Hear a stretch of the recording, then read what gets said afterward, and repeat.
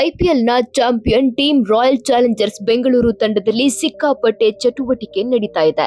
ಒಂದು ಕಡೆ ಐಪಿಎಲ್ನ ರಿಟೈನ್ ರಿಲೀಸ್ನ ಲಿಸ್ಟ್ ರೆಡಿ ಆಗ್ತಾ ಇದ್ರೆ, ಇನ್ನೊಂದೆಡೆ ಫ್ರಾಂಚೈಸಿ ಮಾರಾಟ ಪ್ರಕ್ರಿಯೆ ನಡೀತಿದೆ.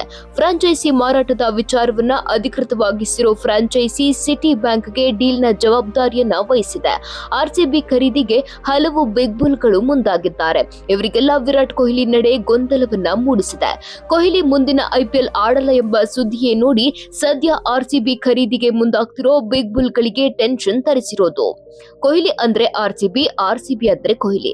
ಇವತ್ತು ಆರ್ಸಿಬಿಗೆ ಅತಿ ಹೆಚ್ಚು ಜನಪ್ರಿಯತೆ ಬಂದಿರೋದೇ ವಿರಾಟ್ ಕೊಹ್ಲಿಯಿಂದ. ಆರ್ಸಿಬಿ ಬ್ರ್ಯಾಂಡ್ ವ್ಯಾಲ್ಯೂ ಹೆಚ್ಚಾಗಿರೋದಕ್ಕೂ ಇದೇ ಕೊಹ್ಲಿಯೇ ಕಾರಣ. ಇಂಥ ಕೊಹ್ಲಿ ಐಪಿಎಲ್ಗೆ ಗುಡ್ ಬೈ ಹೇಳಿದ್ರೆ ಆರ್ಸಿಬಿ ಜನಪ್ರಿಯತೆ, ಬ್ರ್ಯಾಂಡ್ ವ್ಯಾಲ್ಯೂ ಎಲ್ಲ ಕುಸಿಯೋದ್ರಲ್ಲಿ ಅನುಮಾನವೇ ಇಲ್ಲ. ಹೀಗಾಗಿ ಹೊಸ ಖರೀದಿದಾರರು ಕೊಹ್ಲಿ ವಿಚಾರದಲ್ಲಿ ಕ್ಲಾರಿಟಿ ಬಯಸ್ತಾ ಇದ್ದಾರೆ. ಕೊಹ್ಲಿ ಐಪಿಎಲ್ ನಿವೃತ್ತಿಯ ಜೋರಾಗಿ ಸದ್ದು ಮಾಡ್ತಾ ಇದ್ರು ಕೂಡ ಕೊಹ್ಲಿ ಆಡ್ತಾರೆ ಅನ್ನೋ ಭರವಸೆ ಎಲ್ಲರಲ್ಲೂ ಇದೆ.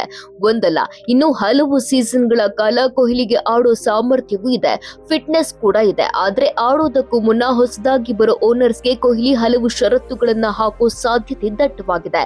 ಎಲ್ಲವೂ ಕಮರ್ಷಿಯಲ್ ವ್ಯವಹಾರದ ಮೇಲೆ ನಿರ್ಧಾರವಾಗಲಿದೆ.